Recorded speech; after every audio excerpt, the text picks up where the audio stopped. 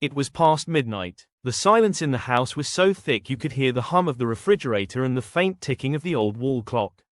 The world outside was asleep, but inside, something was about to happen that would change this family's life forever. In the nursery, a small night lamp painted the room in a soft amber glow. A baby, no more than 8 months old, lay quietly in her crib, her tiny hands curled beside her face.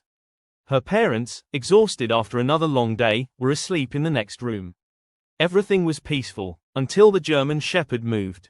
His name was Rex, a big, strong dog with intelligent eyes and a loyalty that ran deeper than anyone could measure. For years, Rex had been the silent guardian of this house. He was trained, disciplined, and trusted more than anyone else. The parents always said, if anything ever happened, Rex would protect us. But that night, it looked like Rex had turned into something else. The security camera's red light blinked softly in the corner, watching silently as the clock struck 12:03. Rex stood near the baby's crib, tail low, ears twitching, body tense. Something in him was alert, restless. He kept glancing toward the window as if he heard something the humans couldn't. Then suddenly, he stepped closer to the crib, grabbed the baby's blanket with his teeth, and in one swift move, he began pulling her out. The baby stirred, then whimpered softly. Rex's movements were firm but strangely gentle, as though he didn't want to hurt her, yet he couldn't stop. Inch by inch, he dragged the baby across the room, her small hand brushing the carpet. The night lamp flickered once, twice, and then went out. Moments later, the baby's mother woke up. She couldn't explain why. Maybe it was the sound of claws on the floor, maybe it was a mother's instinct. Her eyes snapped open, and she turned toward the crib visible through the slightly open door. Empty. Her heart stopped. "Emma?" she whispered, her voice trembling. No answer, only silence. Then she heard it, a faint scraping sound near the hallway. She rushed out of bed, her breath caught in her throat, and what she saw next froze her where she stood. Rex, their loyal, gentle Rex, was dragging baby Emma toward the back door, his teeth gripping her onesie. The mother screamed, "Rex, no!" The father bolted out of the bedroom, confused and half asleep, but when he saw what was happening, his heart nearly stopped. The dog didn't even look back. He kept pulling, his massive body moving steadily toward the door. The father sprinted forward, shouting, "Let go, Rex!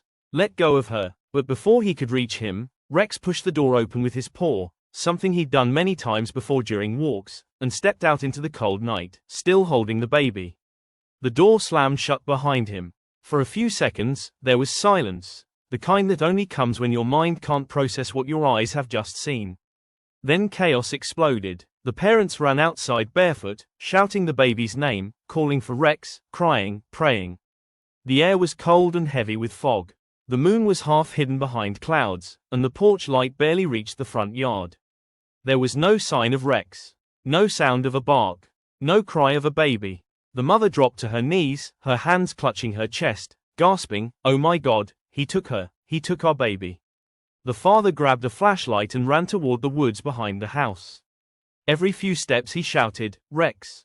Come back, Rex! Drop it, please!" But there was only the rustle of leaves and the faraway chirp of crickets. Minutes turned into an eternity. The mother called 911 with shaking hands, her voice breaking as she tried to explain. "Our dog, our German Shepherd, he took our baby. Please, help." Police sirens cut through the night within minutes. Flashlights pierced through the trees as officers spread out in every direction. The parents stood there, trembling, praying, waiting for any sound, any sign that their baby was still alive. Then, faintly, a bark echoed in the distance. It was deep and sharp, Rex's bark. Then another, and another. The officers followed the sound. The parents ran behind them, tripping over roots, stumbling through mud, hearts pounding. The barking grew louder, faster, and then suddenly stopped. When they reached the clearing, what they saw made their blood run cold. Rex was standing beside a shallow ditch. The baby lay beside him on a patch of grass, unharmed but crying softly. And just a few feet away, the ground had collapsed, revealing a dark, deep pit. The next morning, sunlight poured softly through the curtains, but the house didn't feel warm anymore. It felt haunted. By fear, by confusion, by something that no one could explain. The police had left after making their reports. The sinkhole behind the house was sealed off with tape, and experts promised to investigate how it had appeared so suddenly beneath the foundation. But for Emma's parents, Ryan and Laura, the question wasn't about the ground. It was about Rex. He hadn't come back. After saving their baby, he had disappeared into the woods. Ryan spent the entire morning searching, calling his name again and again. Rex, come on, boy, come home. His voice echoed through the trees, bouncing off the silent trunks, until it sounded like someone else was shouting back from far away. Laura sat on the porch steps, holding baby Emma close to her chest. Every time she looked toward the tree line, she half expected to see that familiar black and tan shape appear from the mist. But the woods remained still, almost too still. Later that afternoon, when the investigators came back to check the soil, one of them approached Ryan quietly. "You're lucky, sir," he said. "That sinkhole opened directly under the nursery. A few more seconds, and—" He didn't finish the sentence. He didn't have to. Ryan nodded silently, but his mind wasn't on the sinkhole anymore. It was on Rex, his best friend, his protector, the dog who had been with them since before Emma was born. That night, after putting the baby to sleep, Ryan sat by the window staring into the woods. He remembered the look Rex gave him before vanishing, not of fear, but of warning. It was as if Rex was still guarding them, from something they didn't understand yet. The next few days passed in silence. But strange things began happening. On the third night, Laura woke up again at exactly 12:03. She didn't know why. It was the same time Rex had dragged Emma out of the house. This time, there was a faint sound, not claws, not scratching, but a low, rhythmic hum, deep beneath the floor. It was subtle, but constant, like a vibration coming from under the nursery. She leaned down, pressing her ear to the floorboards, and her heart froze. There was movement, not loud, but steady, like something shifting under the ground. The next morning, she told Ryan. He thought it was just her imagination, stress maybe, after everything they'd been through. But that night, he heard it too. A slow, deep pulse from the earth. Almost like breathing. They called the construction workers again, and this time a team arrived with scanners and soil detectors. The readings were strange. The ground beneath the house was hollow in several spots, but not all of them connected. The lead engineer frowned. "It's like tunnels," he said. "But natural sinkholes don't form like this." That evening, Ryan was in the kitchen when the baby monitor crackled. Static, then a faint growl. He froze. The baby monitor only picked up sounds from Emma's room. He ran upstairs, pushing the nursery door open. Emma was fast asleep, safe, peaceful. But the growl came again, low and distant, not from the room, but from below it. He crouched, placed his hand on the floor. Cold, trembling, and then, another sound.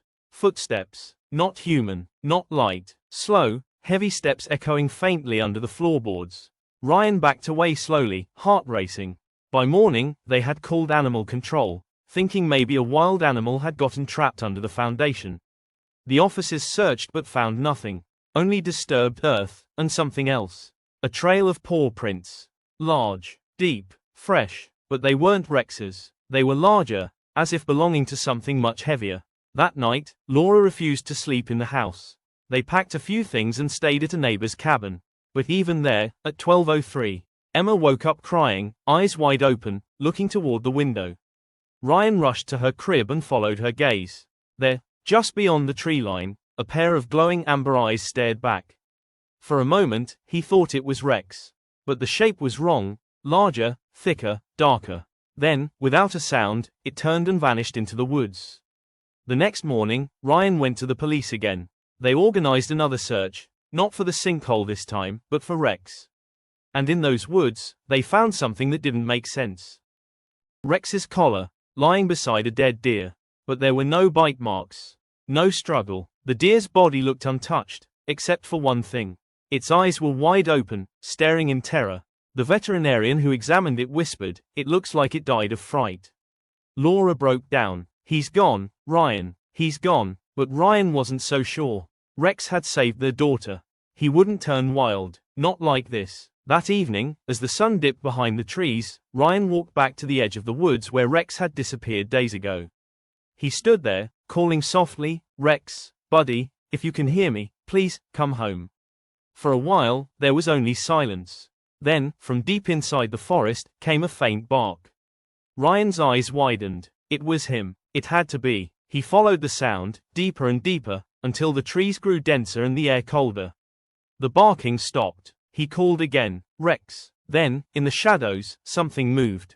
A shape stepped forward, fur matted, eyes glowing faintly. It was Rex, but something was off. His body trembled slightly, and his paws were covered in dark soil, like he'd been digging. Ryan knelt, relief washing over him. "Oh, buddy, you're okay." Rex didn't move closer. He just stared, his ears flicking back, his eyes darting between Ryan and something behind him. Ryan turned slowly, and his heart nearly stopped. Behind him, in the darkness between the trees, the ground was shifting. A faint light glowed beneath the soil, pulsating slowly, like a heartbeat. Rex growled, stepping between Ryan and the glowing patch. The sound coming from the earth grew louder, deeper. Then, a crack. The soil split open slightly, releasing a low rumble. Ryan stumbled backward, shouting, "Rex, come on!" But Rex stayed, barking furiously at the ground as if warning it back. Then, silence again. The light faded. The sound stopped. Rex turned, panting, and limped toward Ryan. For the first time, Ryan noticed a small wound on his leg, dried blood mixed with dirt. He carried Rex back home that night, tears in his eyes. Laura cried when she saw him. Emma reached out from her crib, tiny hands touching Rex's fur. Rex wagged his tail weakly, laid his head beside her, and closed his eyes. For a few hours, everything felt safe again, peaceful, but later that night, when everyone had fallen asleep, Rex's ears twitched again. He lifted his head slowly, looking toward the window. Outside, deep in the woods, the same faint glow pulsed once, twice, like something alive was breathing beneath the ground again. Rex stood, quietly, eyes fixed on that light, knowing this wasn't over. And as the clock struck 12:03 again, he walked toward the door. This time, not out of fear, but because he knew something else was coming. The night after the incident, the family was silent. No one could forget the sight of Bella dragging little Emma into the yard. Linda couldn't sleep. Every sound made her heart race. She kept replaying the moment again and again in her mind. The next morning, the police officer who came to check on him gave a strange look. He said, "Mom, you're lucky your dog acted when she did. We found gas leaks spreading under your floorboards. Just a few more minutes, and the whole house could have caught fire." Linda froze. Her husband dropped the cup he was holding. They both looked at Bella, the same dog they had doubted, yelled at, even thought of giving away. Tears filled Linda's eyes as she knelt beside Bella. She whispered, "You saved our baby, you saved all of us."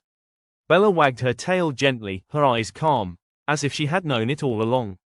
Later, the security footage revealed even more. At exactly midnight, a faint spark appeared in the kitchen, right near the gas pipe. Bella had woken up from the couch, sniffed the air, and ran straight toward the nursery. She grabbed the sleeping baby's blanket and dragged her out, just seconds before the first small explosion started. The parents were speechless. Their tears wouldn't stop. They realized they hadn't just adopted a dog, they had found an angel in disguise. That night, they brought Bella close to their bed, wrapped her in a blanket, and whispered, "From now on, you're not just our dog, you're our family's guardian." Bella looked at them quietly, then at the baby sleeping safely in her crib. Her eyes glowed softly under the moonlight, as if saying, "My duty is done."